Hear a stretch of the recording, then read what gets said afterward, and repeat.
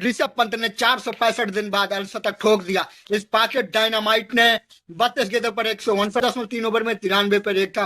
रविंद्र जडेजा ने 13वें ओवर की तीसरी गेंद पर राउंड आउट विकेट आकर एंगल बनाने का प्रयास किया, परंतु ऋषभ पंत के शरीर के करीब डाल दी।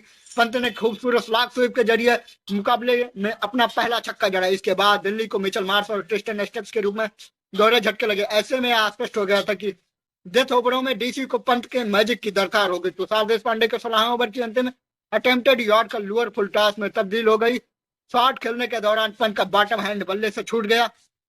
हालांकि कनेक्शन बेहतरीन था। गेट डीप पॉइंट फील्डर के बाएं की तरफ से कपल ऑफ बाउंस के बाद सीमा रेखा पार 4 रनों के लिए चली गई। मुस्तफिजुर रहमान के 18वें ओवर की दूसरी शॉर्ट बॉल पर ऋषभ पंत ने आसानी से डीप स्क्वायर लेग की दिशा में चौका लगा दिया। इस ओवर की 5वीं गेंद मिडिल स्टंप एंड लेग पर फुलर लेग थे। फिर ऋषभ पंत ने एक हाथ से विंटेज फ्लिप किया और डीप स्क्वायर लेग दर्शक दीर्घा में 20 रो में छक्का जड़ दिया। मतीसा पथिराना का 19वां ओवर लेकर ऋषभ पंत के सामने थे।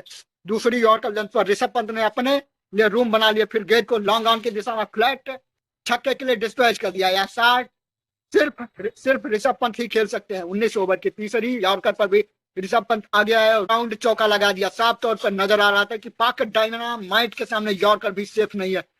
इस ओवर की चौथी वाइड यॉर्कर को बिहाइंड स्क्वायर स्लाइस करते हुए ऋषभ पंत ने अर्धशतक पूरा कर लिया।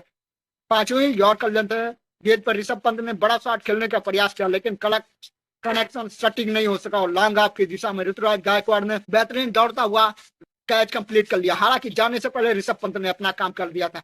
डीसी 20 ओवर में 191 पे 5 पहुंच गई। ऋषभ पंत की तूफानी अर्धशतकीय पारी पर आप अपनी प्रतिक्रिया भी दे सकते हैं। क्या आप ऋषभ पंत को भारत के लिए T20 वर्ल्ड कप खेलते हुए देखना चाहते हैं? वैसे कल महेंद्र सिंह धोनी का भी शो रहा। उन्होंने मैच 16 गेंदों में 37 रनों की शानदार पारी खेली थी।